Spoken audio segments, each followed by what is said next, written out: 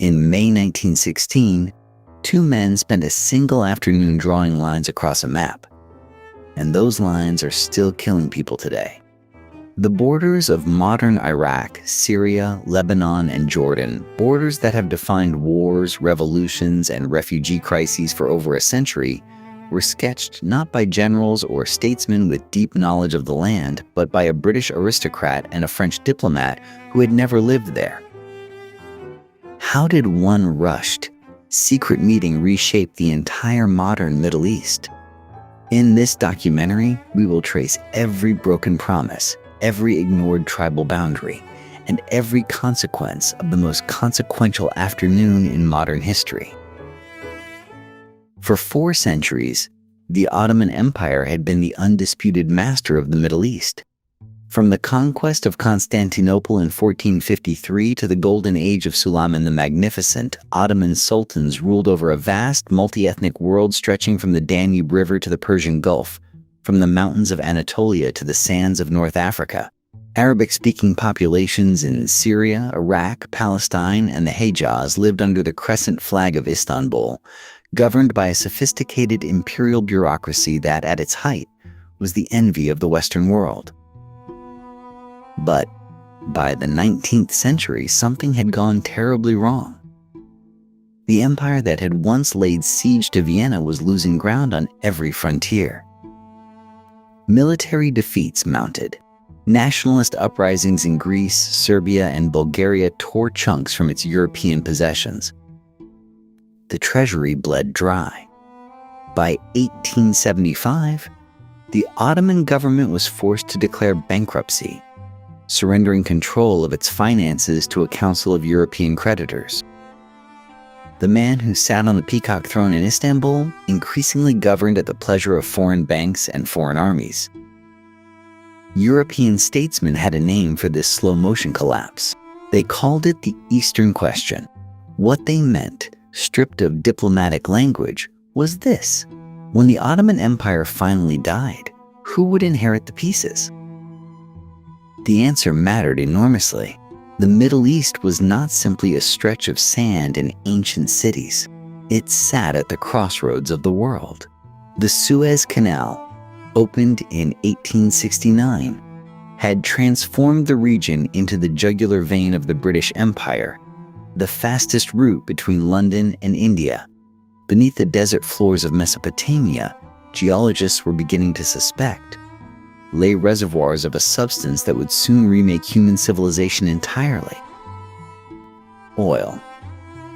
And the great overland and maritime trade routes connecting Europe to Asia passed directly through Ottoman-controlled territory. France had long cultivated economic and religious interests in the region, particularly in the Levant. Britain guarded Egypt and the canal with something approaching obsession. Russia cast hungry eyes toward Constantinople and warm water ports in the south. Germany, the ambitious newcomer, was building a railway from Berlin to Baghdad. Meanwhile, among the Arab subjects of the empire, something new was stirring. Intellectuals in Beirut and Cairo were reading European ideas about nationhood and self-determination. Secret societies formed in Damascus. A growing number of Arabs began asking a dangerous question: why should their ancient lands be governed from Istanbul at all? The Ottoman Empire in 1914 was a powder keg surrounded by men with matches. When the guns of August finally fired and the empire made the fateful choice to enter the First World War on the side of Germany and Austria-Hungary, those matches were lit. The only question remaining was how the explosion would reshape the map of the world and who would be doing the reshaping. Before any mapmaker ever uncapped his pen, before any diplomat ever leaned over a table in a London drawing room, there were people. Millions of them, living in extraordinary, intricate proximity across the Levant, Mesopotamia, and the Arabian Peninsula. To understand why the lines drawn in 1916 still bleed today, one must first understand what those lines cut through. The Middle East on the eve of the First World War was not a blank canvas waiting for Western organization. It was a living mosaic, assembled over millennia, with patterns of astonishing complexity. Arab Muslims formed the largest population, but even among them, the divide between Sunni and Shia ran deep, a theological fault line stretching back to the 7th century. In the mountains of Anatolia and the foothills of what is now northern Iraq and Syria, somewhere between 10 and 15 million Kurds lived as a distinct people with their own language, tribal structures, and fierce sense of identity. In the valleys of Lebanon, Maronite Christians and Druze, a secretive offshoot of Ismaili Islam, had coexisted for centuries in a relationship that was one part cooperation and one part barely suppressed rivalry. Further east, in Mesopotamia, Assyrian Christians maintained communities whose liturgical languages descended directly from Aramaic, the tongue of ancient Babylon. In Aleppo, Damascus, and Mosul, Armenian merchants, Jewish traders, Greek Orthodox clergy, and Arab craftsmen shared narrow market streets, conducting commerce in a half-dozen languages before noon. The Ottoman Empire had managed this extraordinary diversity through a system known as the millet. Under this arrangement, each recognized religious community governed its own personal affairs, maintaining its own courts, schools, and communal institutions. A Maronite Christian in Beirut answered to his own ecclesiastical authorities in matters of marriage and inheritance. A Jewish merchant in Damascus lived under the jurisdiction of his own communal council. The Sultan in Istanbul remained the supreme political sovereign, but daily life was organized around religious identity rather than territory or ethnicity. It was an imperfect system, one that hardened communal boundaries even as it permitted a certain practical coexistence. Cities like Mosul exemplified both the richness and the fragility of this arrangement. Walk through Mosul in 1913 and within a single hour one might pass a Sunni mosque, a Chaldean Christian church, a Jewish synagogue, and a Yazidi neighborhood, each community maintaining its own rhythms and traditions within the shared urban space. None of these peoples organized themselves according to the straight geographic lines that European diplomats favored. Loyalties ran along axes of tribe, clan, sect, and family. A Kurdish chieftain's allegiance might shift with the season. A Druze community in one valley might have little connection to a Druze community in the next. This was the world that two men, sitting in a London office with a map and a pencil, were about to divide between themselves. What could possibly go wrong? When the guns of August 1914 began their thundering across the fields of Belgium and France, most observers assumed the Middle East would remain a distant sideshow. They were wrong. For decades, the Ottoman Empire had been tilting toward Germany. Prussian military advisors had reorganized the Sultan's armies. German engineers had driven the first stakes for the Baghdad Railway, a grand project meant to link Berlin to the Persian Gulf. By the summer of 1914, the relationship had solidified into something far more consequential. In late October of that year, Ottoman warships, secretly transferred to Turkish command, but still crewed partly by German sailors, shelled Russian ports on the Black Sea. The provocation was deliberate. On the 2nd of November, Russia declared war on the Ottoman Empire. Britain and France followed within days. The sick man of Europe had chosen his deathbed companions. For Britain and France, the Ottoman entry into the war was both a threat and an opportunity. The threat was immediate. Britain's lifeline to India, its most prized imperial possession, ran directly through Ottoman-adjacent waters. The Suez Canal, completed in 1869, carried the commerce and troops that held the empire together. Within weeks of the Ottoman Declaration, Britain moved to formalize what had long been an uncomfortable fiction, declaring Egypt an official protectorate in December 1914 and deposing the Khedive who showed insufficient loyalty to London. The canal would be defended at any cost. But opportunity glittered alongside danger.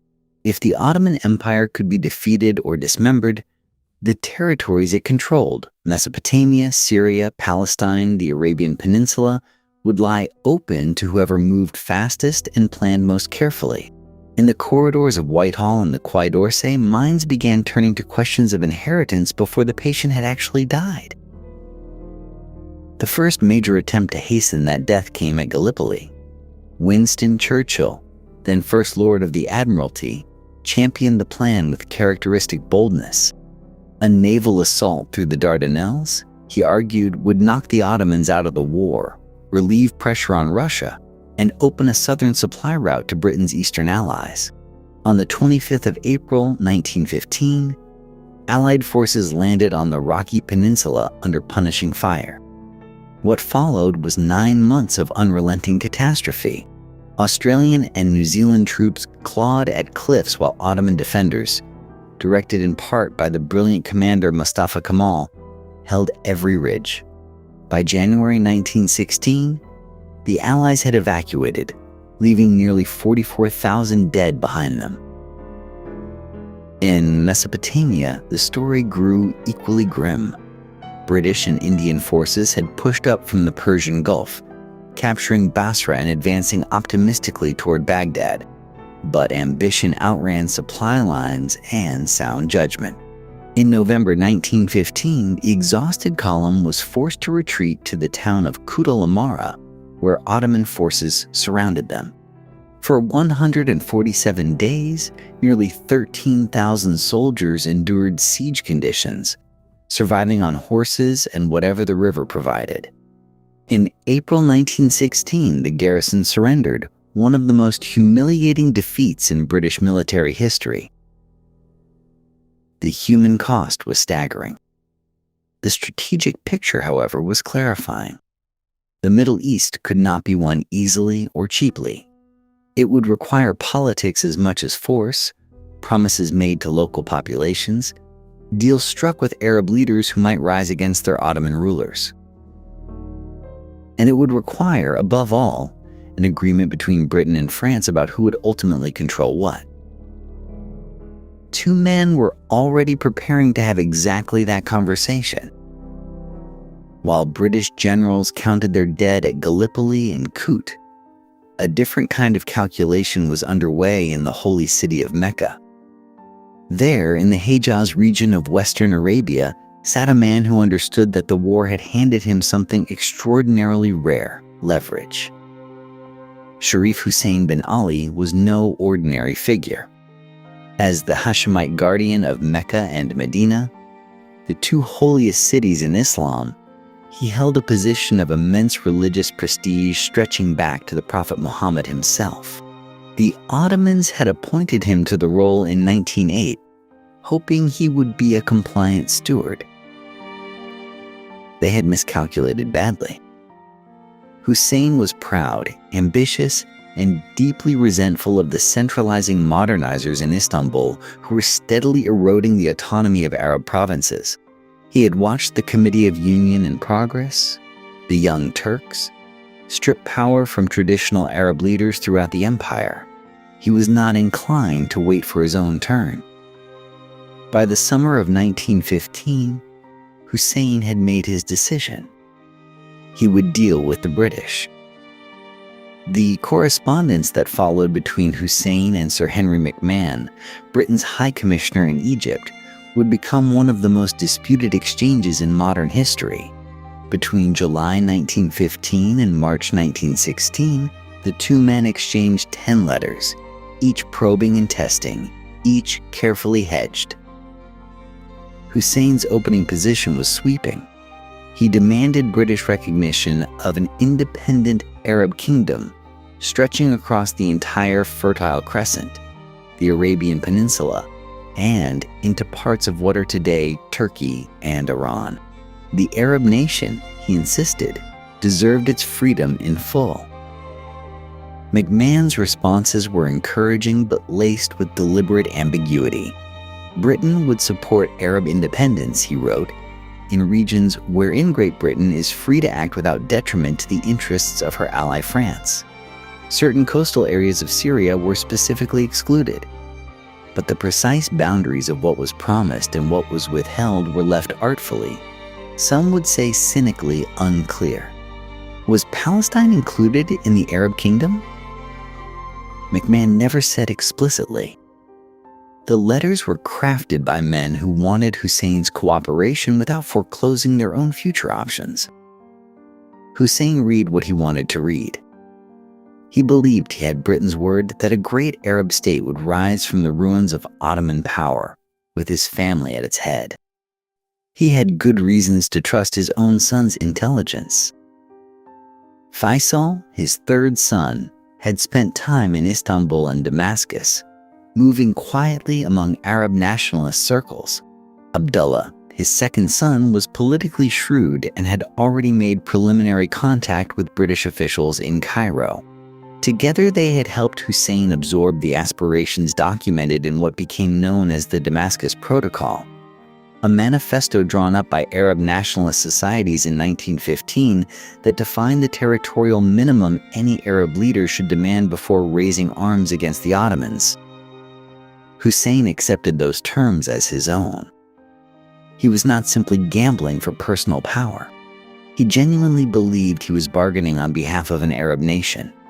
He told himself that promises made in writing, even ambiguous ones, carried weight among civilized powers. It was an assumption that would haunt him.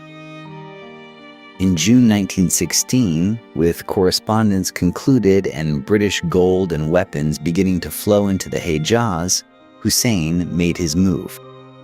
From the balcony of his palace in Mecca, he fired a rifle shot into the local Ottoman barracks, the traditional signal that the Arab revolt had begun. Tribesmen rode out of the desert. Telegraph lines were cut.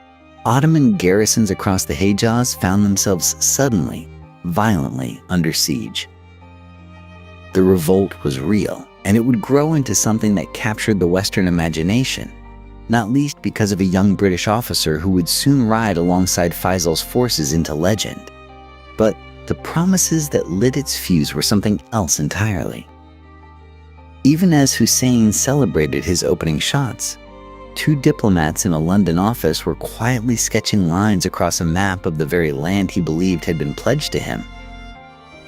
Those lines would say nothing about Arab kingdoms. They would say everything about British and French ambitions. Who was the man Britain chose to define its ambitions in the Middle East? What kind of person sits down with a map and, with the confidence of the well-traveled and well-connected, begins drawing the future of millions of people he has never met? Mark Sykes was 36 years old when he began the negotiations that would bear his name. He was aristocratic, restless, opinionated, and possessed of a certainty about his own expertise that was as formidable as it was ultimately misplaced. Born in 1879 to a wealthy Yorkshire baronet, Sykes inherited both a fortune and an appetite for the world beyond England's borders. His childhood was itinerant and unusual. His parents' troubled marriage meant young Mark spent extended periods traveling through Europe and the Near East rather than settled comfortably on the family estate at Sledmere. By the time he was a teenager, he had already passed through Palestine, Syria, and Anatolia, absorbing sights and impressions that most Englishmen of his class encountered only in books. He returned to the Ottoman lands repeatedly as a young man, riding through the provinces, staying in local villages, observing the complex patchwork of ethnicities, religions, and tribal loyalties that held the empire together in a state of perpetual, managed tension. He wrote about what he saw with energy and color. His two major works, Darul Islam, published in 1904, and The Caliph's Last Heritage, published in 1915, established him in British government circles as a man who actually knew the East. In an era when genuine first-hand knowledge was rare, this was enough to make him influential. He entered Parliament as a Conservative member for Central Hull in 1911, bringing his Eastern enthusiasm into the corridors of Westminster. He was theatrical by nature, a gifted mimic and storyteller who could hold a room. Those qualities charmed the powerful, including Lord Kitchener himself, who recognized in Sykes a useful combination of energy, knowledge, and ambition. When the war began and Britain needed to think seriously about what the Ottoman collapse might yield, Sykes was a natural appointment to the de Bunsen Committee, established in April 1915 to examine British war aims in the region. The committee's work was painstaking and, for its time, relatively sober. It considered 4 possible frameworks for a post-war Middle East, ranging from outright partition among the European powers to a looser sphere of influence arrangement that preserved some nominal Ottoman structure.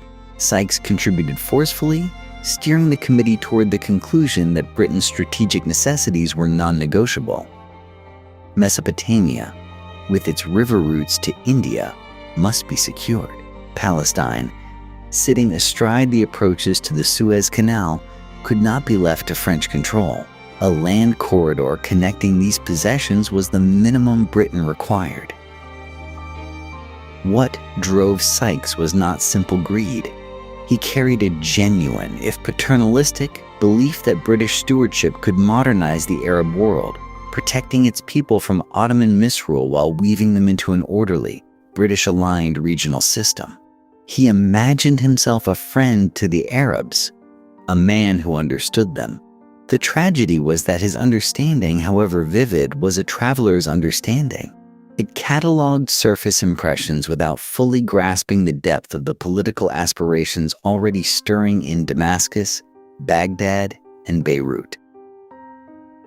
He saw a canvas awaiting a painter. He did not see the people who already lived inside the frame.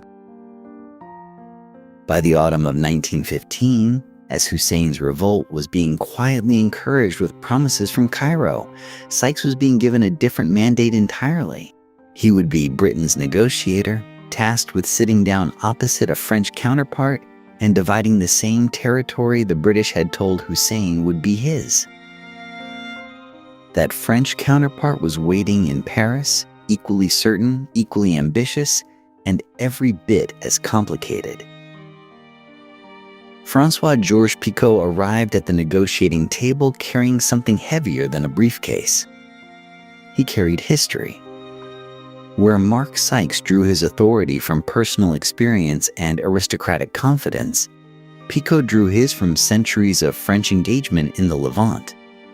An engagement so deep it had hardened into something approaching a birthright. France had been protecting the Maronite Christian communities of Mount Lebanon since the 16th century, when Francis I formalized an alliance with the Ottoman Sultan Suleiman the Magnificent. That relationship, however cynical its origins, had over 300 years become the foundation of French identity in the Eastern Mediterranean. French missionaries had built schools in Beirut. French capital had financed the Suez Canal. French culture had saturated the educated classes of Damascus and Alexandretta. When Picot spoke of Syria, he was not speculating about a prize to be won. He was describing terrain his country had been cultivating for generations. He was 51 in 1915, a career diplomat of the old school, precise and persistent in the manner of a man who had spent decades navigating the grinding machinery of the French foreign ministry. He had served as consul-general in Beirut from 1905 to 1910, walking the same streets, meeting the same merchant families, attending the same Maronite churches that French representatives had visited for centuries before him. That posting gave him something Sykes lacked, not the traveler's impressionistic knowledge of a region observed from horseback, but the administrator's detailed, granular understanding of how power actually operated on the ground. Picot was not a romantic. He was a realist with a cause. And his cause, refined and sharpened by years inside French colonial circles, was simple. Syria in its largest possible definition, extending from the Taurus Mountains in the north to the Sinai in the south, was a French responsibility and a French possession in waiting. Behind him stood the Parti Colonial, the powerful French colonial lobby whose influence ran through the National Assembly, the banking houses, the Catholic Church, and the press. These were men who saw France's civilizing mission not merely as policy but as moral obligation. The loss of Alsace-Lorraine in 1871 had sharpened French imperial ambition elsewhere. Every school built in Beirut, every Maronite village protected, every French-educated Syrian lawyer or doctor was evidence of an investment that demanded return. They watched the British negotiating with Arabs, making promises in Cairo, and they were alarmed. France would not be pushed out of the Levant by British opportunism dressed as Arab liberation. Picot carried this pressure into every conversation he had with Sykes. He was, by contemporary accounts, inflexible on the central question. London could have Mesopotamia. Britain could have Palestine under some form of international arrangement, but Syria, including the Lebanese coast and its vital ports, belonged to France. This was not a preference. It was a precondition. What made Picot formidable was not charm or charisma. He had little of either. What he had was the immovable quality of someone who believes history has already settled the argument and negotiation is merely the process of getting the other side to acknowledge it. When two such men sat down together, one propelled by British imperial geometry and one by French historical conviction, the outcome was almost inevitable. The map would be divided. The only question was where exactly the lines would fall. Those lines, still contested, still bleeding in some places a century later, were about to be drawn. They met in London first, then Paris, across the final weeks of 1915 and into the early months of 1916. The setting was unremarkable. Government offices, conference tables, large-scale maps pinned to walls. No grand ceremony attended these sessions. No photographers were present. The fate of millions was being decided in the ordinary bureaucratic hush of men in suits arguing over paper. The central instrument of their work was a map of the Middle East, and on that map Mark Sykes drew a line that would become one of the most consequential strokes of a pen in modern history. He described it himself with an almost casual precision. A line running from the E in Acre on the Mediterranean coast to the last Ko in Kirkuk, deep in the territory of what is now northern Iraq. Everything north of that line would fall within the French sphere. Everything south of it would fall within the British. But the actual agreement was more complicated than a single diagonal scratch across the map. The two men divided the region into color-coded zones, each carrying different degrees of imperial commitment.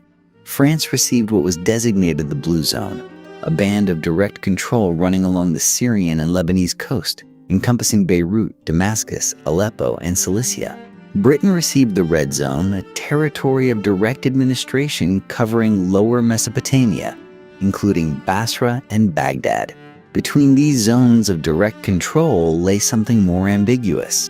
Area A in the interior of Syria would be a French sphere of influence. Area B, stretching across Transjordan and into Mesopotamia's middle reaches, would be a British sphere of influence. In both cases, local Arab governments could theoretically exist, but France and Britain would retain the exclusive right to advise, guide, and ultimately direct them. Then there was Palestine. Neither man wanted the other to have it. Sykes was aware of Zionist interests and the sensitivities surrounding the holy sites of Jerusalem. Picot felt France's historical presence in the region gave her a claim there too. The compromise solution was a brown zone placed under an international administration whose precise form would be agreed upon later with the other Allied powers. It was, in practice, a placeholder for a decision nobody was ready to make. And there was a third party at the table, absent in person but present in every calculation: Russia. The Tsar's government had its own demands, and the negotiators could not ignore them. The Russians wanted Constantinople and control of the Bosphorus and Dardanelles Straits, the warm water passage that Russian strategic planners had coveted for a century.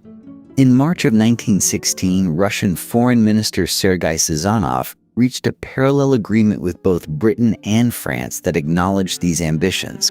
The Straits, Constantinople, and territory in eastern Anatolia were promised to St. Petersburg. The Ottoman Empire, which had entered the war expecting German protection, was now being divided on 3 fronts before a single campaign had concluded. What is striking, even now, is how little of this agreement was grounded in knowledge of the people it would govern. Sykes had traveled widely, yes. Picot had administered in Beirut, but neither man systematically consulted Arab leaders, Kurdish chieftains, Armenian communities, or the populations of the Mesopotamian river towns. The zones were drawn according to strategic logic, historical claim, and diplomatic compromise. The humans inside the lines were assumed to be manageable variables. The agreement was finalized in its essential form by March of 1916. Both governments signed off. It remained secret, known only to those with a direct need. The Arabs fighting alongside British forces in the desert had no idea it existed. Hussein bin Ali in Mecca, who had been promised an independent Arab kingdom, was not informed. The promises being made to him and the promises being made between London and Paris were moving in opposite directions, and nobody in either capital appeared troubled by this. The lines were drawn. The ink was dry. All that remained was the war, and what would come after it. On the 16th of May 1916, 3 empires formalized what had been negotiated in London and Paris over the preceding months. No grand ceremony marked the occasion. British Foreign Secretary Edward Grey exchanged diplomatic notes with French Ambassador Paul Cambon. Russia's consent had already been secured. With that quiet exchange of documents, this secret agreement was complete. The Middle East had been divided, and the world would not know it for another year and a half. The circle of people who knew the truth was remarkably small. A handful of senior diplomats, a few cabinet ministers, the men who had drafted the text itself. Military commanders in the field were not informed. Allied partners were kept at arm's length, and the Arabs, who were at that very moment preparing to risk their lives on the basis of promises made by Britain, were told nothing at all. This was the deepest wound at the agreement's core. Just months earlier, the British High Commissioner in Egypt, Henry McMahon, had been exchanging letters with Sharif Hussein of Mecca. Those letters, written between July of 1915 and March of 1916, had offered something extraordinary. Britain, Hussein understood, would support the creation of an independent Arab kingdom across a vast stretch of the region. In exchange, Hussein would launch an Arab revolt against Ottoman rule, drawing thousands of fighters away from the enemy. The revolt was coming. The fighters were mobilizing, and the agreement promising them a future of their own was already being quietly buried beneath the ink of Sykes-Picot. How could officials in London hold both realities in their minds simultaneously and find no contradiction? The answer is uncomfortable but revealing. The promises to Hussein were considered provisional, hedged with vague language about French interests and undefined exceptions. The men who wrote those letters believed they were buying a military alliance, not signing a binding constitutional guarantee. The Arabs, they assumed, could be managed when the time came. There was also the matter of Italy. Rome had entered the war in 1915 on the Allied side, and Italian diplomats watched the Sykes-Picot discussions with growing irritation. If Britain and France were carving out spheres of influence in the collapsing Ottoman world, Italy expected its share. After months of pressure, the Allies accommodated these demands in a supplementary arrangement concluded at Saint-Jean-de-Maurienne in April of 1917. Italy was promised territories along the southwestern coast of Anatolia, including Smyrna and Adalia. The Ottoman Empire was now being divided between 4 powers. The negotiations had grown larger, more complicated, and even further removed from any democratic principle or local consent. Yet all of this remained hidden. The agreement functioned not as a public declaration of Allied war aims, but as a private blueprint for the post-war order. Journalists did not know. Parliaments were not informed. The soldiers dying in Mesopotamia and Gallipoli and the Sinai had no knowledge of the maps being drawn in their name. The secrecy was not incidental. It was the point. The agreement could only function if the contradictions it contained were never forced into the open. The Arabs could only be motivated to fight if they believed in British promises. The Zionist movement, which Britain was simultaneously courting, could only be encouraged if the question of Palestine remained unresolved in public. The French could only be kept satisfied if their claims were formally acknowledged without being broadcast to populations who might object. Secrecy was not a flaw in the system. It was the system. It could not last. No secret of this magnitude survives indefinitely, particularly not in a world at war, where alliances shift and governments fall. The men who exchanged those notes in May of 1916 could not have anticipated what would eventually shake the agreement loose, but shake loose it would. And when it did, the revelation would send shockwaves from London to Damascus to the streets of Jerusalem. The agreement no one was meant to see was about to become the most famous document in the modern history of the Middle East, and it would take a revolution to bring it into the light. On the 10th of June, 1916, a rifle shot cracked across the hills above Mecca. Sharif Hussein of Mecca had given the signal. The Arab revolt had begun. Hussein believed, with the full weight of his considerable dignity, that Britain would honor its word. The McMahon letters sat in his memory like a contract. His sons rode out at the head of tribal fighters, thousands of men moving through the sun-scorched Hejaz, attacking Ottoman garrisons and cutting telegraph lines. They were fighting, as they understood it, for themselves. For an Arab kingdom, for a future they had been promised. No one told them otherwise. Into this volatile landscape arrived a young British officer who would become perhaps the most celebrated and most conflicted figure of the entire war. Thomas Edward Lawrence was 27 years old when he first made contact with Hussein's forces in the autumn of 1916. An archaeologist by training, slight in build but possessed of extraordinary endurance, Lawrence had spent years before the war traveling through Arab lands, learning the language and the terrain. The Arab Bureau in Cairo recognized his value immediately. He was sent as a liaison. He became something far more. Lawrence threw himself into the revolt with an intensity that disturbed even his admirers. He wore Arab dress. He rode hundreds of miles through brutal desert. He studied the principles of guerrilla warfare and applied them with devastating effect. The Arabs could not match Ottoman firepower in conventional battle, but they could raid, ambush, and vanish. Lawrence understood that the railway was the enemy's spine. Destroy the tracks, blow the bridges, and the garrison forces in the interior would slowly starve. The campaign built toward a moment of spectacular audacity. In July of 1917, Lawrence helped lead a force of Arab fighters across 600 miles of merciless desert to strike Aqaba from the landward side. The port's Ottoman guns faced the sea. No one had come from the desert. In a single day of fighting, the garrison was overwhelmed. Lawrence rode north to Cairo to deliver the news personally, arriving sunburned and exhausted and triumphant. Aqaba had fallen. The revolt was real.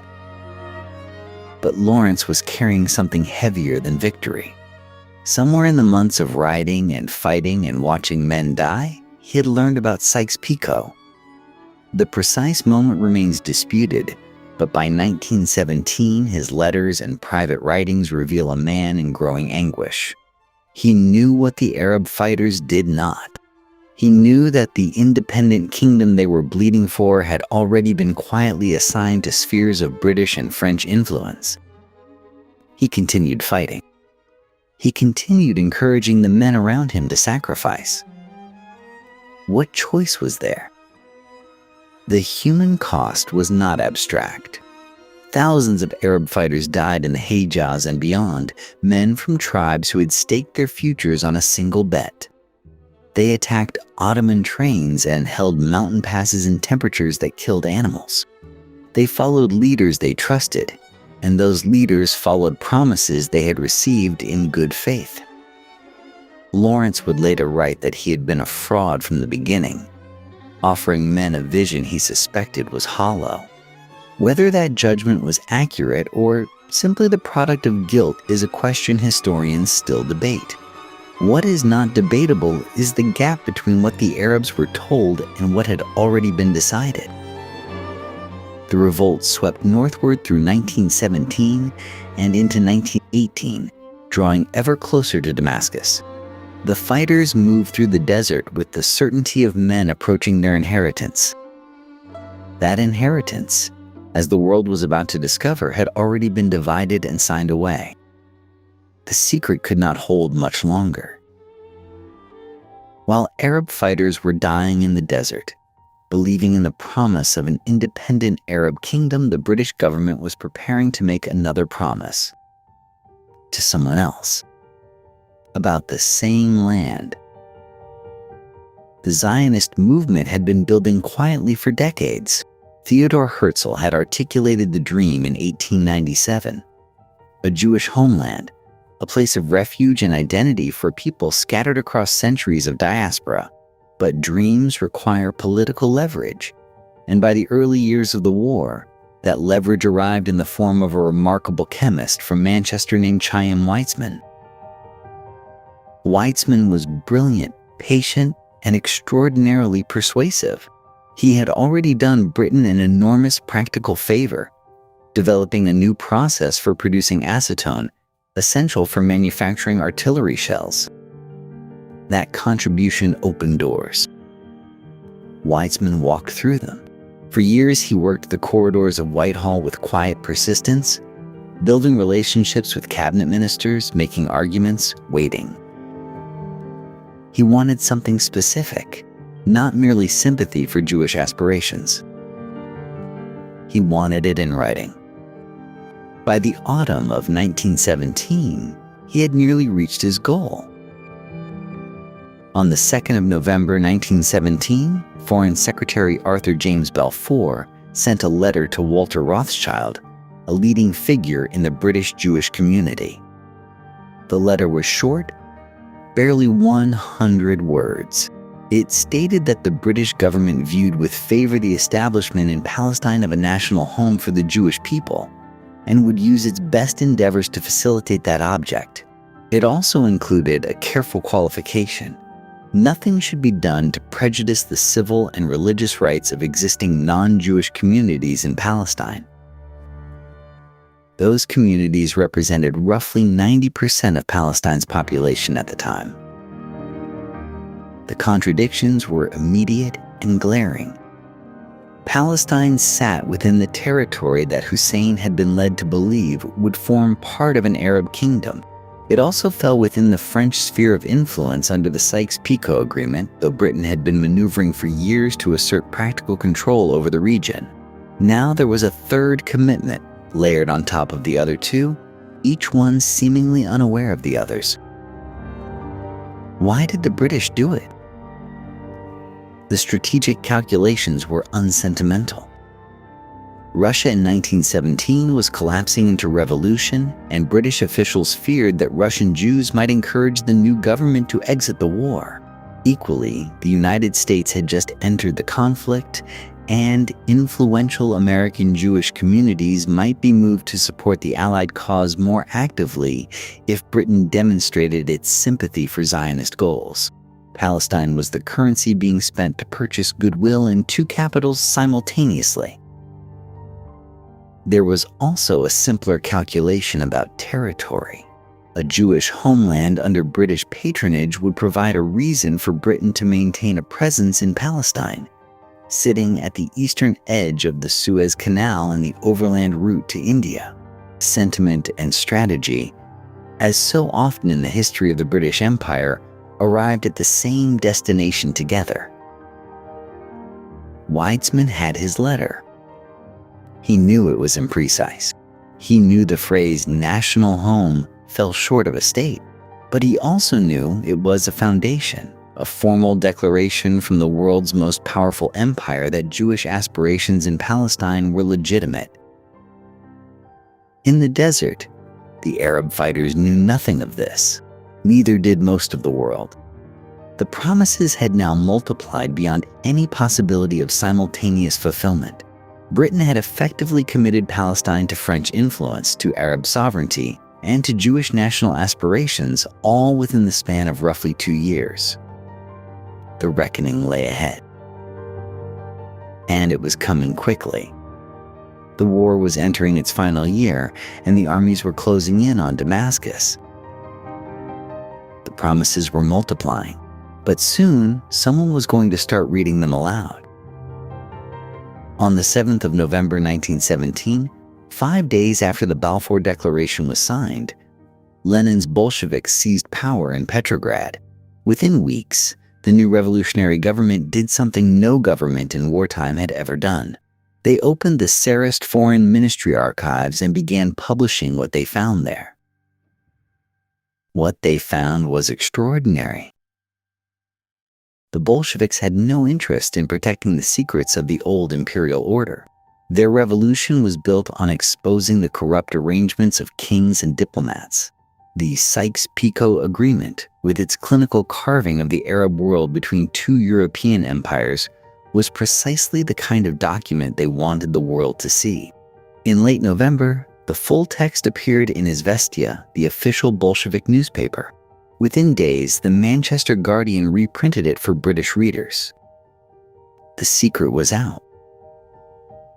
The reaction across the Arab world was immediate. Here, in cold diplomatic language, was the proof. While Sharif Hussein's fighters were dying in the desert, while T.E. Lawrence was urging the Arab tribes northward, while British officials were issuing reassurances about Arab independence, London and Paris had already divided the promised kingdom between themselves. The French would control Syria and Lebanon. The British would control Mesopotamia and Palestine. The Arab state, if it existed at all, would exist only as a dependency beneath European oversight. The Ottomans and their German allies moved quickly. This was propaganda of the highest possible value. Ottoman commanders sent copies of the published agreement directly to Sharif Hussein's camp in the Hejaz. What better way to fracture the Arab revolt than to show its leader exactly how his British partners had regarded his aspirations from the beginning? Hussein was shaken. He sent urgent messages to Cairo demanding an explanation. The British response was a masterpiece of evasion. Commander David Hogarth was dispatched to Jeddah in January 1918 to meet with Hussein personally. He did not deny the agreement's existence. He could not. Instead, he reframed it. He assured Hussein that the agreement had been a wartime planning document, that French interests in Syria would be subject to the wishes of the local population, and that the whole question would be settled fairly once the war was won. He also conveyed British support for Zionist aspirations in Palestine. The Balfour Declaration now folded into the same reassuring package of vague promises. Hussein, for reasons historians still debate, chose to remain in the alliance. Perhaps he felt too committed to reverse course.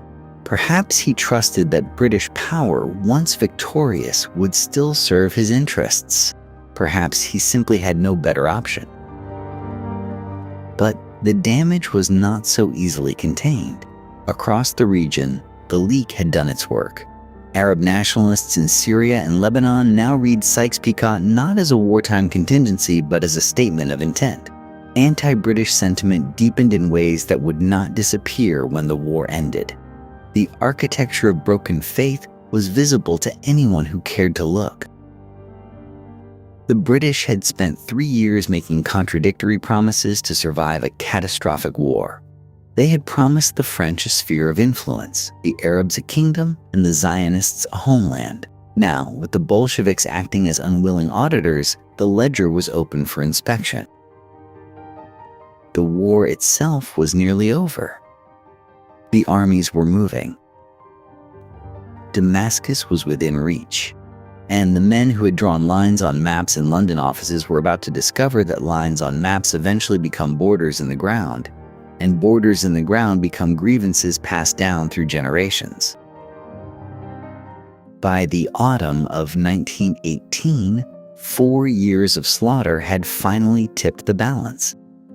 General Edmund Allenby, commanding British and Allied forces in Palestine, launched what would become one of the most decisive campaigns of the entire war. In September, at the ancient plain of Megiddo, a name that had witnessed armies since the age of the pharaohs, Allenby's forces shattered the Ottoman lines in a matter of days. Cavalry swept through gaps in the enemy front faster than telegraph wires could carry the news. Ottoman divisions dissolved. German advisors fled northward in confusion. It was, by almost any measure, a masterpiece of mobile warfare. And riding alongside the British advance, pressing hard toward the north, were the Arab forces loyal to Faisal, Sharif Hussein's son. They had spent years fighting across the desert, blowing up railway lines, harassing Ottoman garrisons, and dying in engagements that rarely made the newspapers in London or Paris. Now, at last, the prize was close. Damascus, the ancient city, the heart of Arab civilization, the seat of the first great Islamic caliphate, the symbol above all symbols of what an Arab nation might mean. For Faisal's men, this was not merely a military objective. It was a promise made physical. On the 1st of October 1918, Arab forces entered Damascus.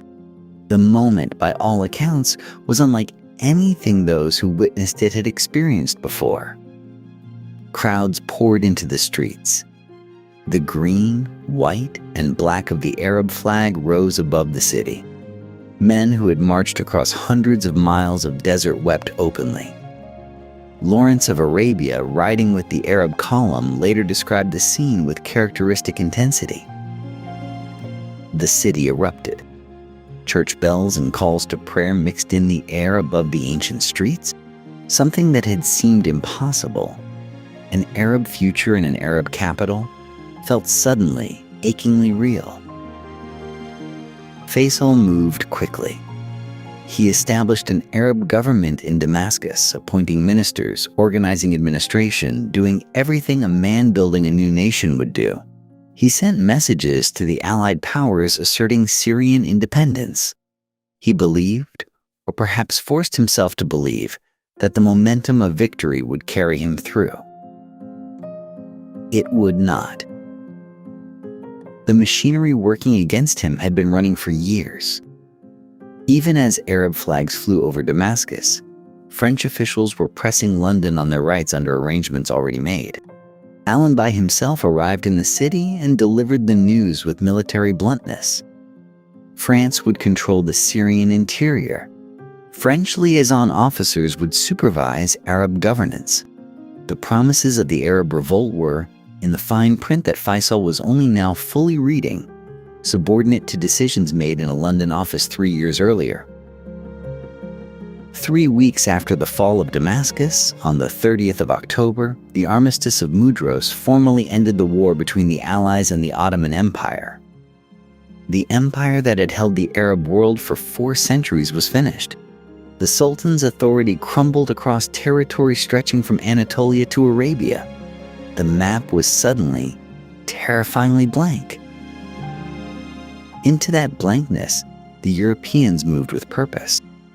The promises made to Faisal and his father, to the Arab nationalists who had risked everything on the word of British officers, would now be measured against the colder promises made in secret between diplomats over maps, in the language of spheres and mandates and zones of influence.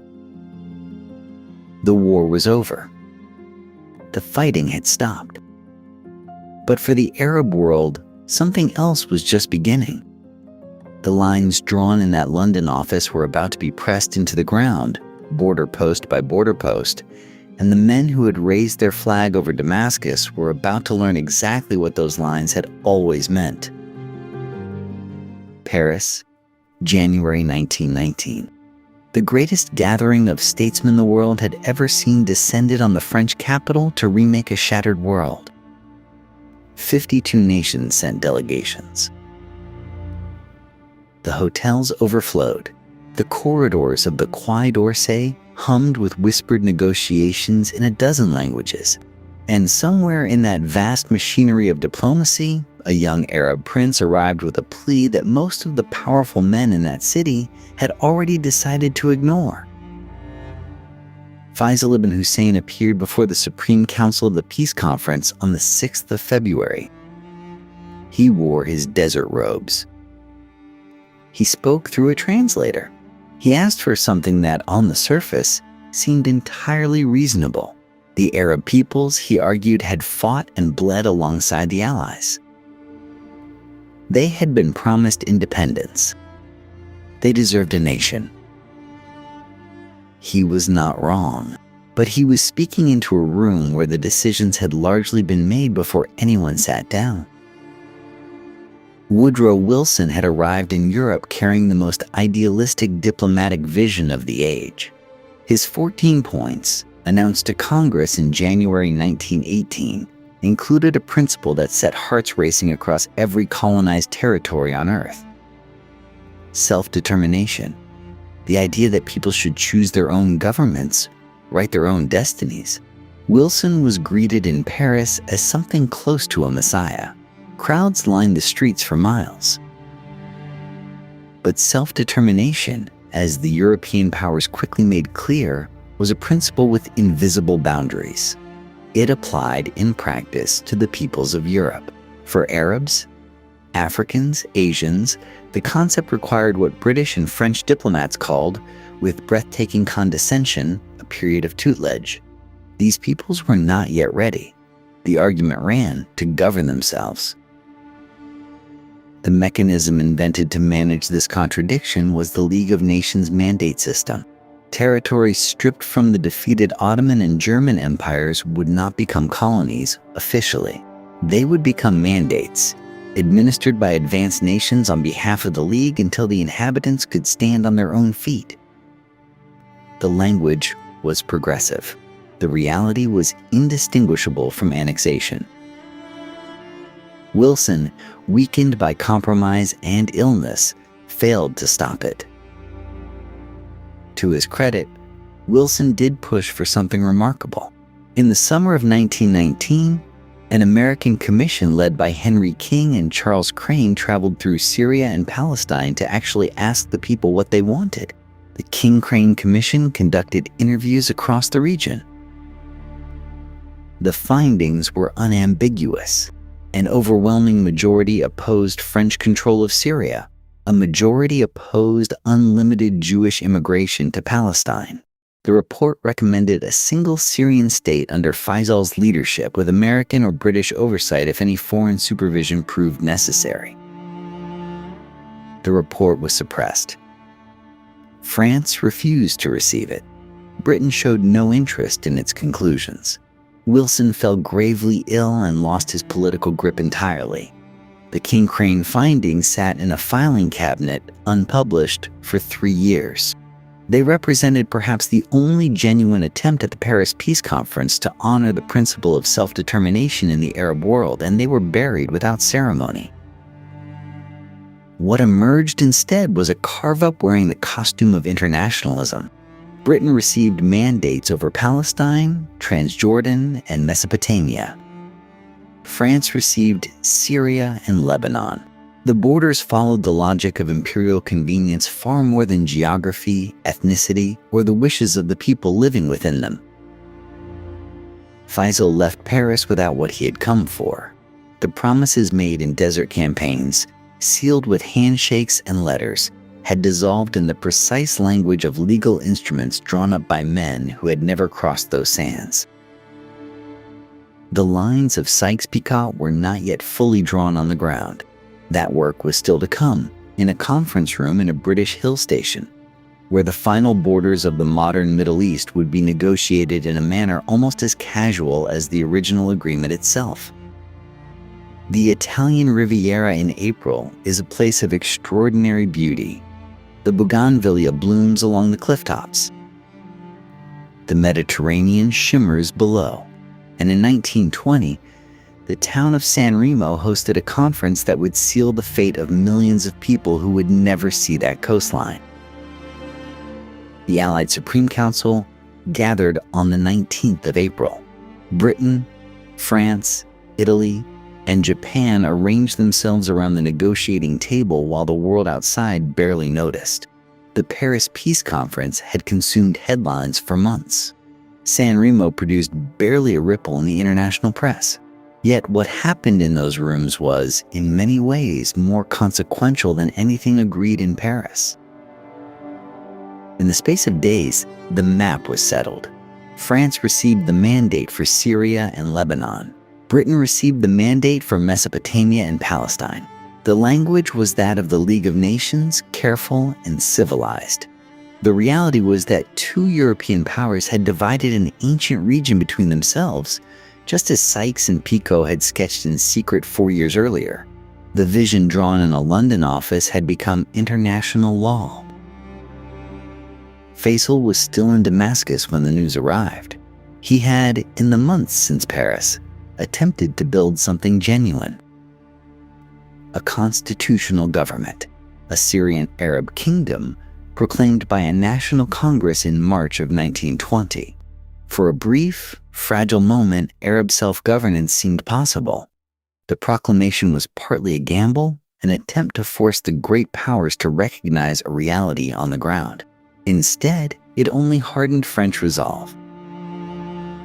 France had not forgotten that Faisal's Syria represented a direct challenge to everything San Remo had just awarded them.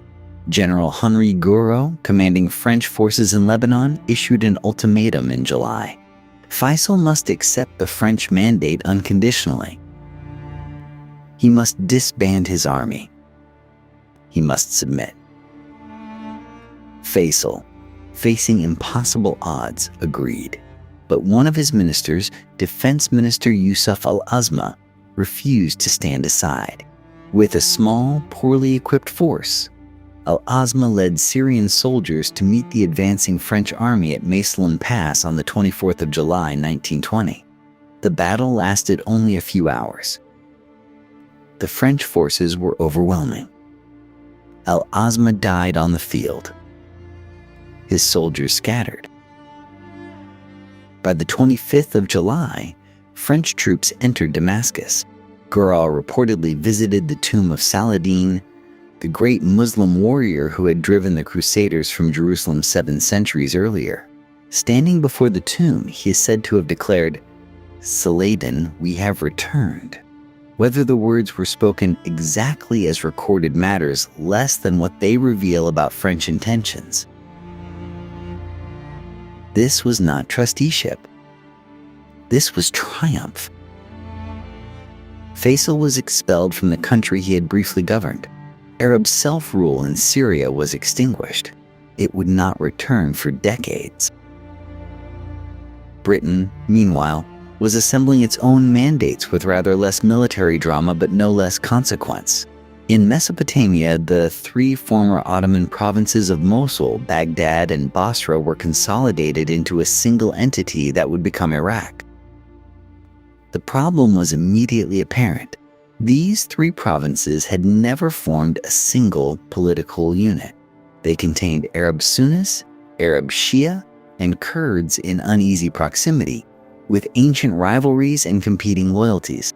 British administrators drew a border around them and called it a country.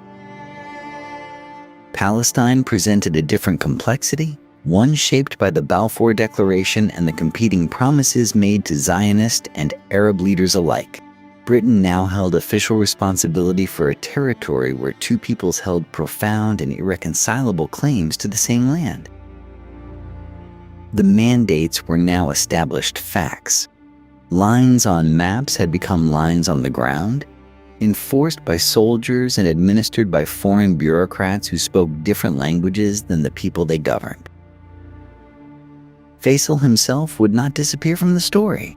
The British, ever pragmatic, were already searching for a use for a displaced Arab king.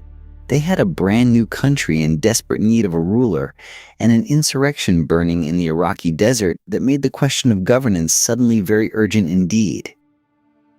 The fires of revolt spread across Mesopotamia in the summer of 1920. What began as scattered resistance to British taxation and administration grew into a full-scale uprising involving tens of thousands of fighters, Shia tribesmen from the Euphrates Valley, Sunni nationalists from Baghdad, even some Kurdish irregular forces. For several months, the British position looked genuinely precarious. Garrisons were besieged. Supply lines were cut. Over 400 British and Indian soldiers died suppressing the rebellion. The cost to Iraqi lives ran into the tens of thousands. Britain's response was overwhelming and, by later standards, deeply troubling. The Royal Air Force conducted bombing campaigns against rebel villages, a new and terrible use of air power against civilian populations. Winston Churchill, then Secretary of State for War, discussed the possible use of chemical weapons against the insurgents with characteristic bluntness. The revolt was crushed, but the lesson Britain drew was not that its presence was unwanted. The lesson was that direct administration was simply too expensive.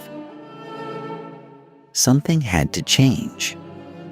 A different approach was needed, one that would give the appearance of Arab self-governance while keeping British influence firmly in place.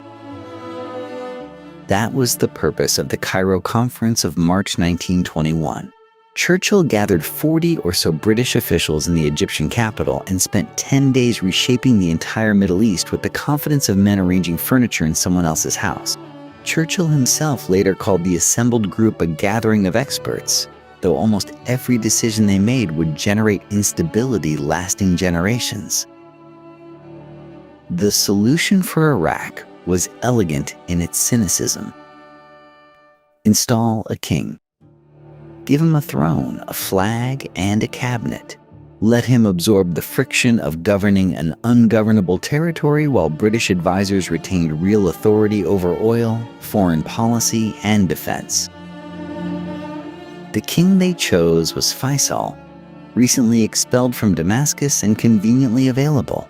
He had name recognition across the Arab world, a connection to the Prophet through his Hashemite lineage, and enough experience with British promises to understand precisely the constraints of his new position.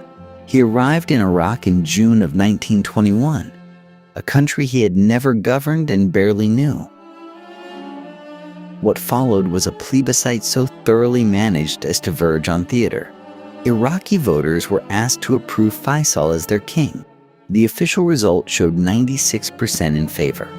Gertrude Bell, the remarkable British archaeologist, writer, and political officer who had become one of the most knowledgeable observers of Mesopotamian society, called the exercise rather frankly what it was.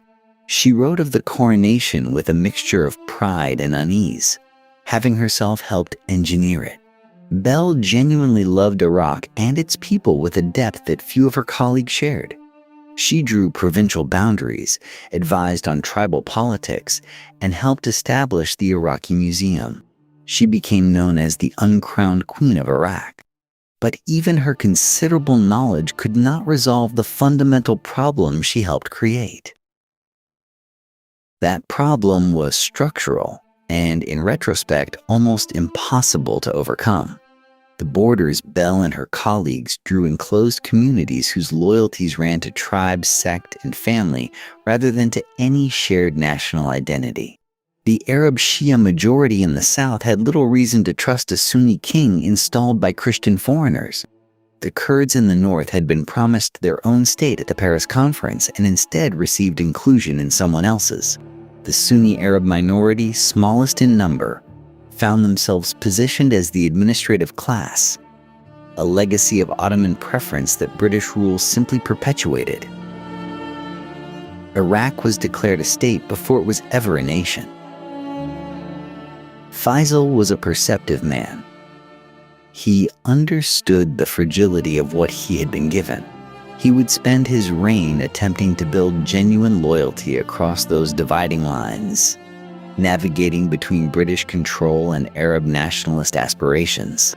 Whether any ruler could have succeeded given such a beginning is a question that echoes far beyond the 1920s. While Britain was engineering kingdoms in Mesopotamia, France was pursuing its own ambitions to the northwest, with no less confidence and equally lasting consequences. France had long coveted the Levant. For centuries, French missionaries and merchants had cultivated ties with the region's Maronite Christian communities, a relationship Paris considered almost proprietary. When the post-war settlement finally placed Syria and Lebanon under French mandate, French officials arrived not as reluctant administrators, but as inheritors of what they believed was their rightful inheritance. The first act was surgical. In September of 1920, the French High Commissioner General Henri Gouraud stood on a hillside outside Beirut and proclaimed the creation of Greater Lebanon. It was a deliberate expansion of the old Ottoman administrative district, absorbing the Bekaa Valley, the port city of Tripoli, and the southern regions of Sidon and Tyre. The purpose was transparent. By drawing borders wide enough, France could guarantee a state where Maronite Christians represented a workable majority, providing a loyal partner in an otherwise restless region. But the arithmetic was delicate from the very beginning. Those expanded borders also swept in large populations of Sunni Muslims, Shia Muslims, and Druze who had not asked to become Lebanese and did not particularly wish to be. The fragile sectarian balance that would define Lebanese politics for the rest of the 20th century and well into the 21st was not an accident of history. It was drawn into existence by a French general on a September afternoon. Elsewhere in Syria, France governed through deliberate fragmentation. Rather than administer the territory as a single unit, French officials divided it into a patchwork of smaller statelets. There was the state of Damascus, the state of Aleppo, and a separate territory for the Alawite communities along the coast. The Druze population of the Jabal al-Arab mountain region received their own autonomous zone. Divide and rule was not merely a tactic. It was a philosophy, and France applied it with practiced efficiency. Syrian Arab Seath head. The Damascus government that Faisal had briefly led before his expulsion in 1920 had represented genuine nationalist aspirations. Those aspirations did not simply disappear when French troops marched in. They went underground, gathered force, and erupted. In 1925, the Druze rose in revolt. What began as a local grievance against a particularly abrasive French administrator spread rapidly into a general Syrian uprising. Nationalists in Damascus joined the rebellion. France's response was swift and brutal. In October of 1925, French aircraft and artillery bombarded Damascus itself, one of the oldest continuously inhabited cities on Earth, killing hundreds of civilians and setting entire neighborhoods ablaze. The bombardment shocked the world and accomplished precisely nothing lasting. France suppressed the revolt by 1927, but the nationalism it had tried to destroy emerged stronger and more determined. The seeds planted in those early years would take decades to fully bloom, but bloom they would. Of all the territories carved from the Ottoman collapse, none proved more combustible than the sliver of land between the Jordan River and the Mediterranean Sea. Palestine was small enough to cross by horse in a few days, yet Britain had managed to promise it in various forms to two different peoples and then volunteered to govern it themselves. The contradictions arrived with the first ships. Beginning in the early 1920s, successive waves of Jewish immigrants, fleeing persecution in Eastern Europe and inspired by Zionist ideals, began transforming the coastal plains and valleys of Palestine. They purchased land, drained marshes, and built cities. Tel Aviv, founded on sand dunes north of Jaffa in 1909, grew with astonishing speed. By the early 1930s, It was a modern metropolis. Arab Palestinian leaders watched this transformation with mounting alarm.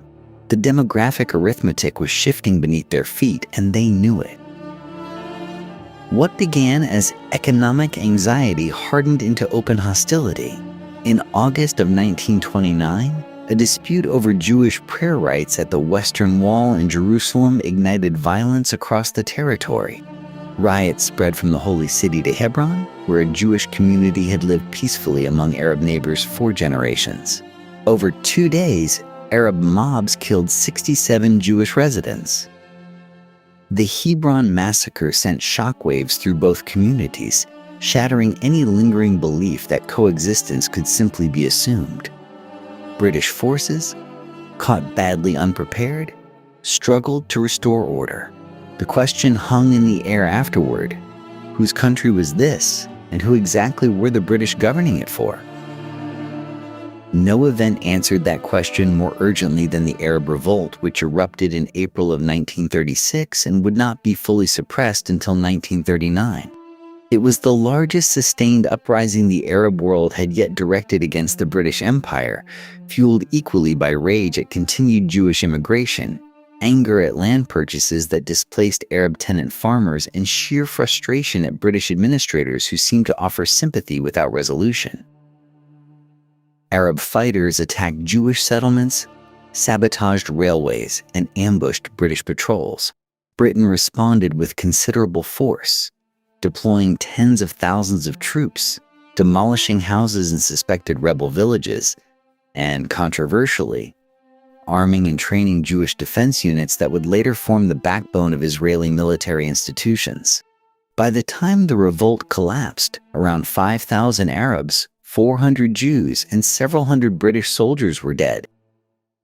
An entire generation of Palestinian Arab military and political leadership had been killed, exiled, or exhausted. London's response was a series of white papers attempting to thread the impossible needle. The 1939 White Paper, issued just months before the Second World War began, represented a dramatic reversal. It proposed strict limits on Jewish immigration, just as the persecution of Jews in Europe was accelerating toward its darkest chapter. Zionist leaders felt betrayed. Arab leaders found the concessions insufficient. Britain had contrived to anger everyone simultaneously. The mandate that had seemed, to its architects in London, like an administrative challenge had become something closer to an open wound. Every policy paper, every commission of inquiry, every good faith attempt at compromise seemed only to deepen the mutual suspicion between communities that each believed, with genuine historical justification, that this land was rightfully theirs. Britain was running out of options, and the world was about to change everything again. As the fires of global war swept across Europe and North Africa, the unresolved question of Palestine would not wait patiently on any administrator's desk. It would demand an answer, and the answer, when it finally came, would reshape the region for generations to come. The Second World War did not simply interrupt the Mandate era. It cracked it open. By 1941, Britain's grip on the Middle East was visibly loosening. German forces were pressing through North Africa. Axis propaganda flooded Arabic-language radio broadcasts, promising liberation from European imperialism. In Baghdad, a nationalist general named Rashid Ali al-Gaylani seized power in April of that year, openly courting Nazi Germany for military support. For a few tense weeks, the British position in Iraq, the oil pipelines, the air bases, everything seemed genuinely at risk. Britain responded with characteristic decisiveness in desperate circumstances, landing troops at Basra and fighting their way to Baghdad within a month. Rashid Ali fled. A friendlier government was reinstalled. But the episode revealed something important. The idea of Arab loyalty to British imperial interests could no longer be assumed. It had to be enforced. The same uncomfortable truth played out to the north. Syria and Lebanon remained under French authority, but the France that had drawn those borders no longer quite existed. After the fall of Paris in 1940, the Vichy government controlled the Levant territories.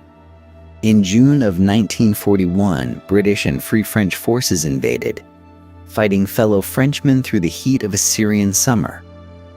They won. But the Free French commander Charles de Gaulle had promised independence to both Syria and Lebanon to secure local cooperation during the campaign. Promises, as the Middle East had learned, were easier to make than to keep. Lebanon tested that lesson directly in 1943. Lebanese nationalists rewrote their constitution, simply deleting the clauses that gave France supreme authority. The French responded by arresting the Lebanese president and his cabinet and imprisoning them in a mountain fortress. The backlash was immediate and overwhelming. Britain applied pressure. The Arab world protested. Even the United States weighed in. Within 11 days, France backed down and released the prisoners. Lebanese independence, though not fully formalized until the war's end, was effectively won by sheer collective defiance. Syria followed in 1946 when the last French troops finally departed under intense British and American diplomatic pressure. The empires were retreating, step by humiliating step. And then came the announcement that changed everything east of the Jordan. In February of 1947, a British Foreign Secretary named Ernest Bevin stood before Parliament and admitted what the past decade had made abundantly clear. Britain could not solve Palestine. It would not try anymore. The question would be handed to the newly formed United Nations. After 30 years of promises, commissions, revolts, and white papers, Britain was simply walking away. The decision was honest, perhaps even courageous. It was also the moment when a conflict that Britain had shaped, complicated, and ultimately failed to resolve would be handed to the world to manage. And the world, as it turned out, was no more prepared than Britain had been. The United Nations took up the question in the spring of 1947, dispatching a committee of 11 nations to Palestine to assess conditions on the ground. What they found was a territory already at war with itself. Jewish militant groups had been attacking British installations for years. Arab and Jewish neighborhoods had hardened into opposing camps. The committee returned with a recommendation: divide Palestine into two states, one Jewish, one Arab, with Jerusalem placed under international administration. On the 29th of November 1947, the United Nations General Assembly voted on Resolution 181.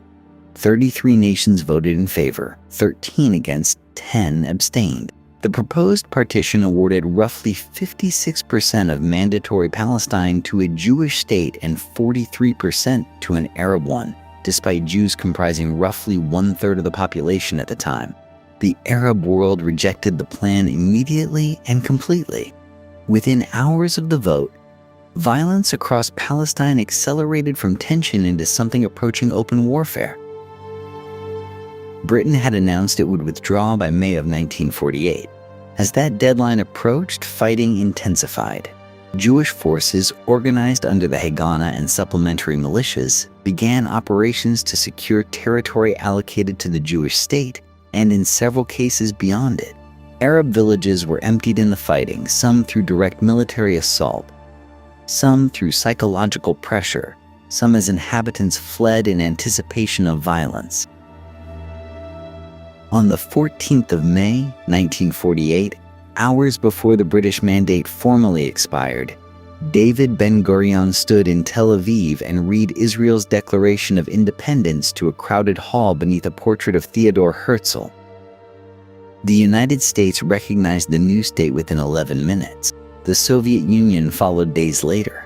The Zionist project, born in a pamphlet 50 years earlier, had achieved its central aim. The following morning, armies from Egypt, Transjordan, Syria, Iraq, and Lebanon crossed the borders. The Arab states had promised their population's liberation. What followed was catastrophe on all sides, though the weight of it fell most heavily on Palestinian civilians. The war lasted until the armistice agreements of 1949. Israel not only survived but expanded, controlling roughly 77% of the former Mandate territory by the fighting's end. The West Bank fell under Jordanian administration. Gaza came under Egyptian control.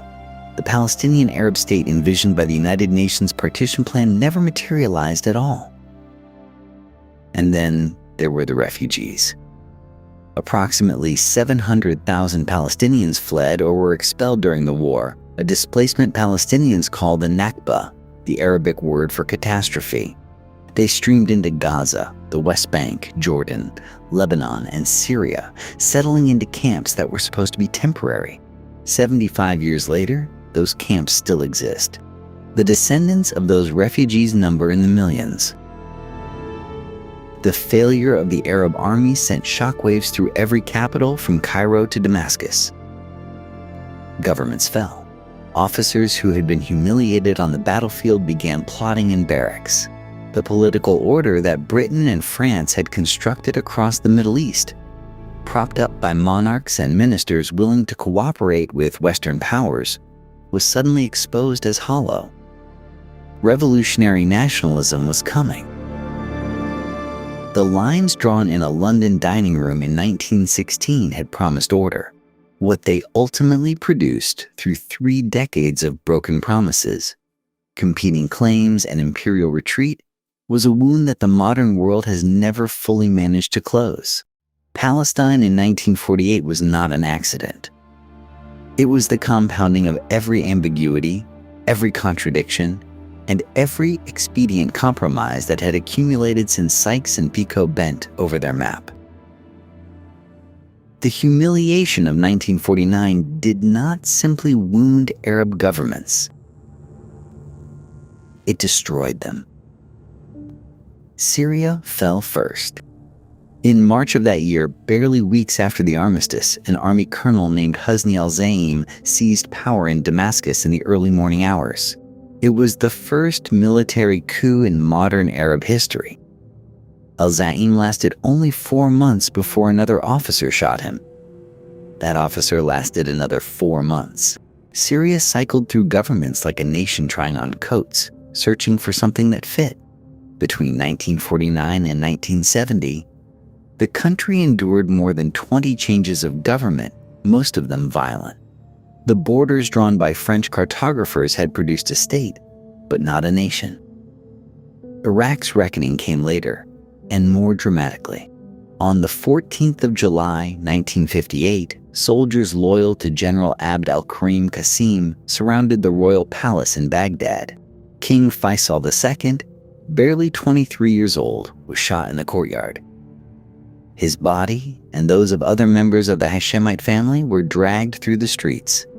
The monarchy that Britain had installed in 1921, the throne built to reward Sharif Hussein's wartime loyalty, was gone by noon. Iraq declared itself a republic. The crowd that had lined the streets of Baghdad in 1917 to watch British troops march in had become a crowd celebrating their departure's final consequence. Into this instability stepped a man with a vision large enough to fill the void. Gamal Abdel Nasser, Egypt's president, offered something no colonial-era arrangement had ever provided. The idea that Arab people were one nation, temporarily divided by foreign lines. Pan-Arabism was not merely a political program. It was an emotional proposition, a promise that the humiliations of the past could be reversed through unity.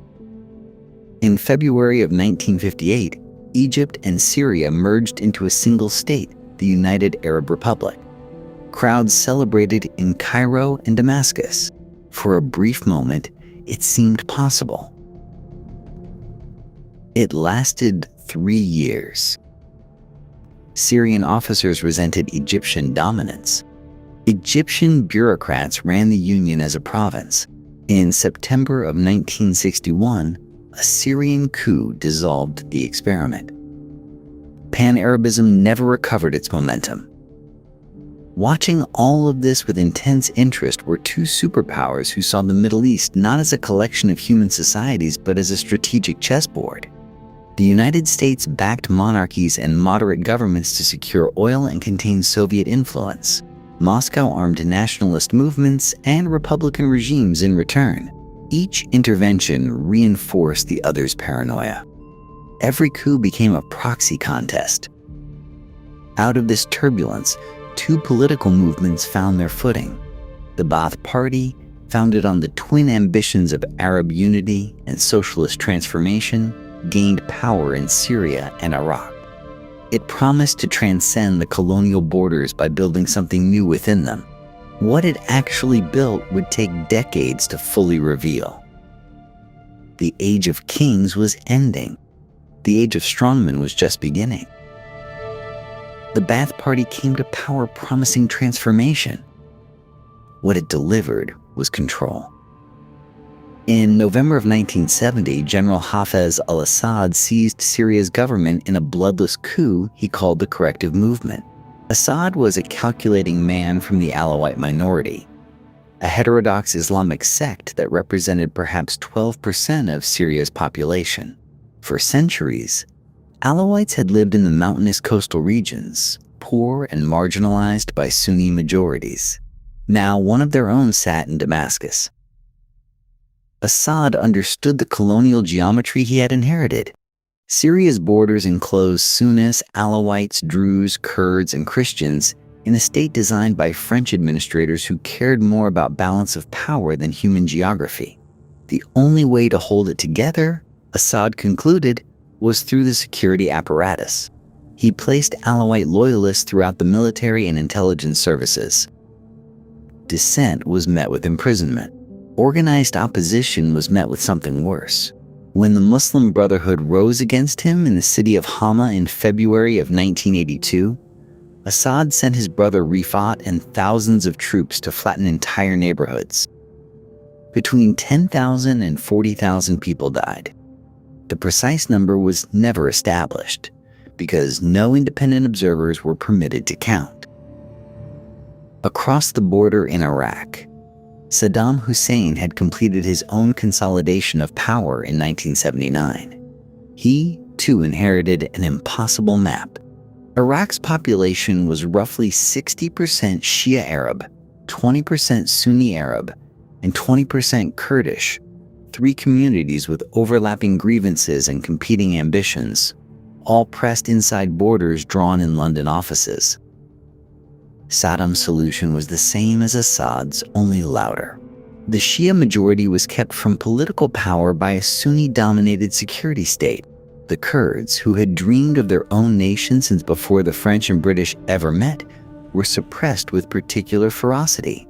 In 1988, during the closing months of the devastating war with Iran, Saddam's cousin Ali Hassan al-Majid oversaw Operation Anfal, a systematic military campaign against Kurdish villages in northern Iraq.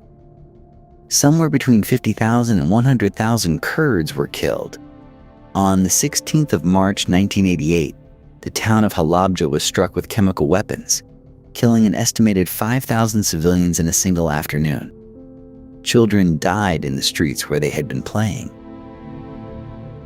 Meanwhile, the sectarian logic of Sykes-Picot found its most complete expression in Lebanon, where a political system deliberately calibrated to religious community had held a fragile peace since French administration. By 1975, that peace collapsed entirely. The Lebanese civil war burned for 15 years, displacing hundreds of thousands and killing more than 100,000 people.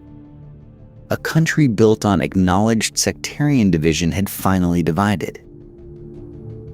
What Sykes and Picot had drawn on paper, these decades were writing in blood.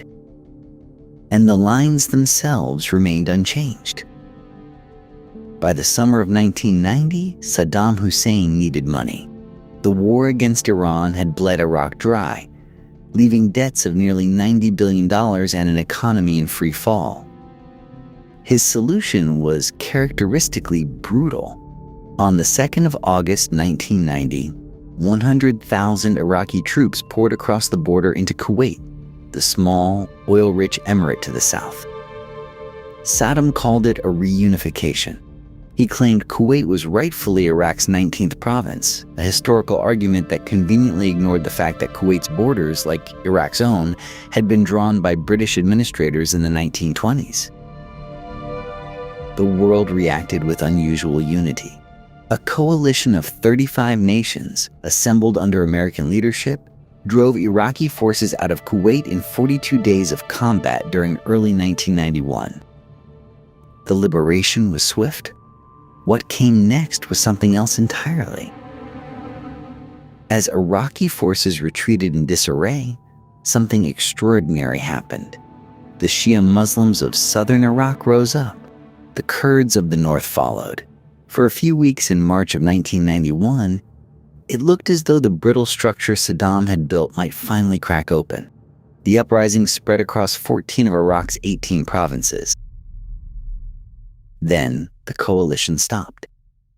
American commanders, bound by the limited mandate of liberating Kuwait, watched from across the border as Saddam's helicopter gunships turned on his own people. The suppression was merciless.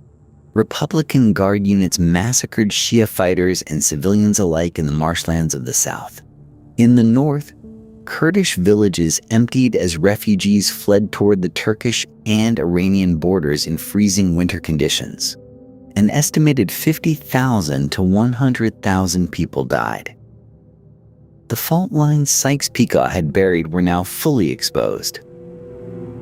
They simply remained unfixed. For 12 more years, Iraq endured sanctions and a hollowed-out state. Then, on the 20th of March, 2003, American and British forces invaded. The invasion took 3 weeks. The aftermath took everything else. When American Administrator Paul Bremer dissolved the Iraqi army in May of 2003, he put roughly 400,000 armed men, many of them Sunni, out of work overnight.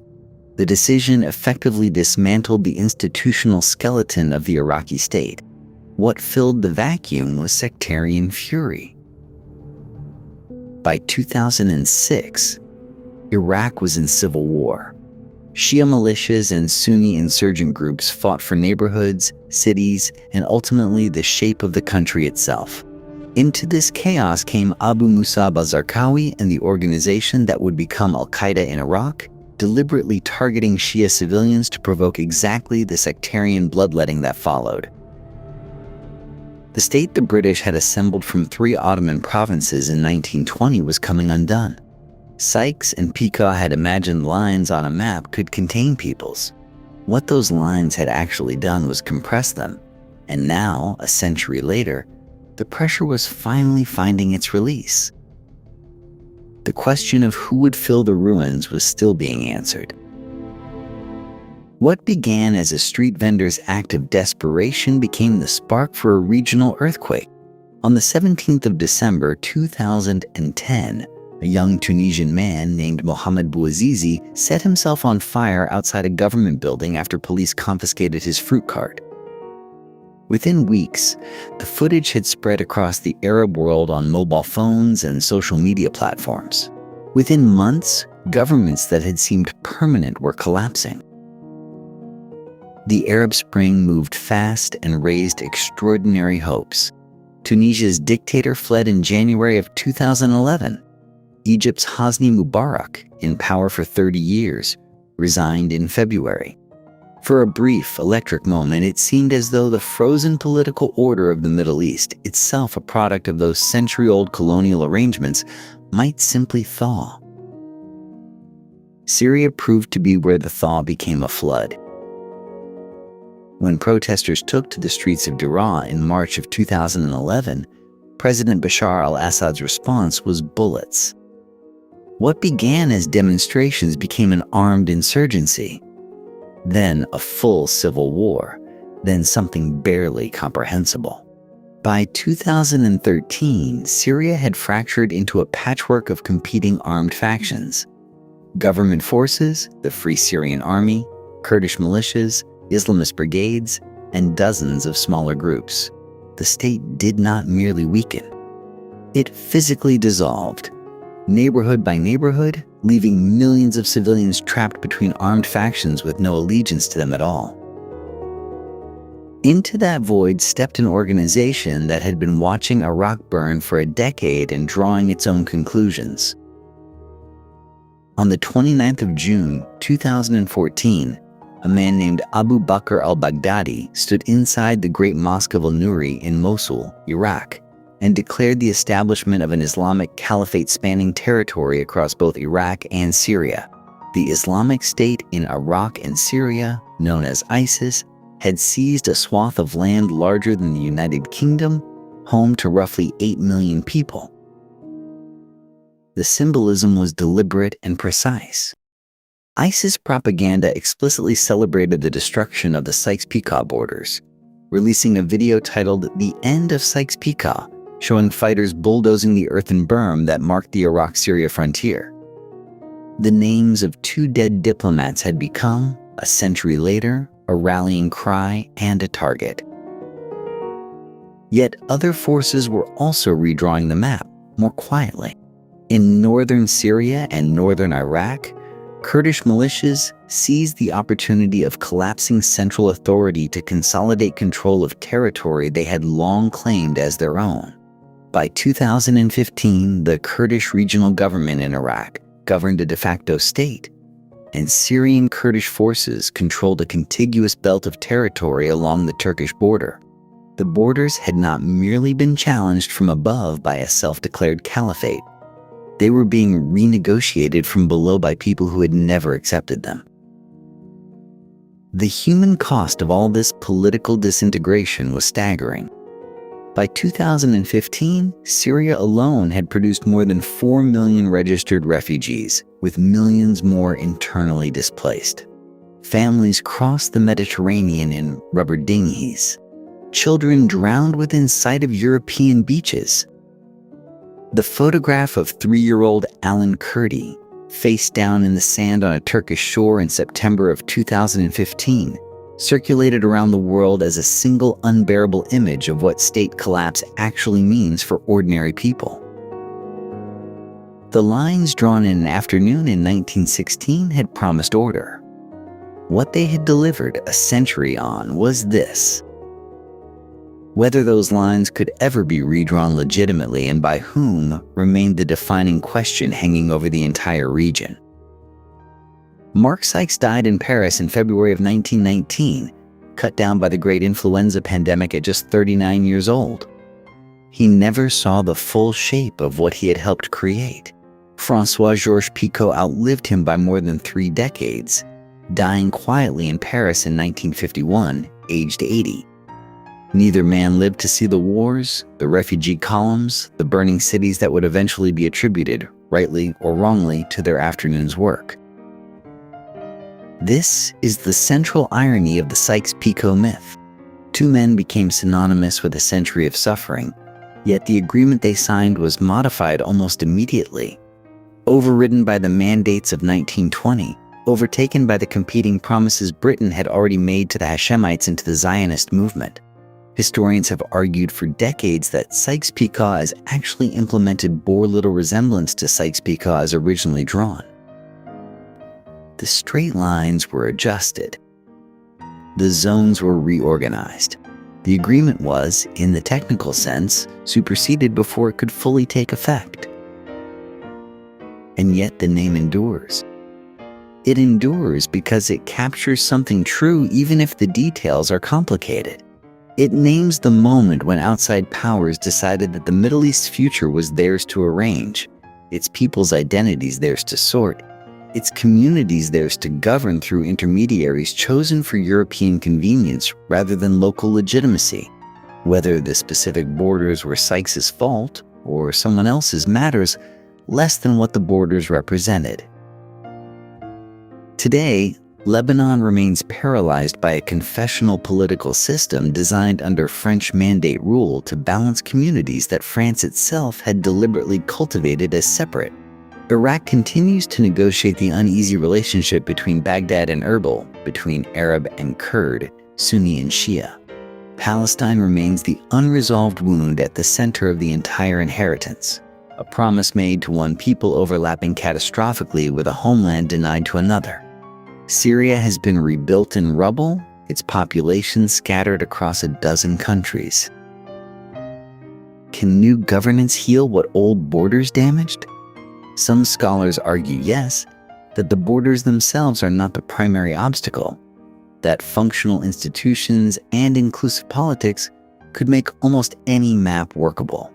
Others insist that legitimacy once forfeited cannot be reconstructed without returning to the communities themselves and asking questions that were never asked the first time. What is certain is that the people of the Middle East have been asking those questions themselves for generations, in elections and uprisings, in refugee camps and city squares, in the quiet persistence of identities that no mandate ever managed to extinguish. Two diplomats met, drew lines, and went home to their separate careers and their separate deaths.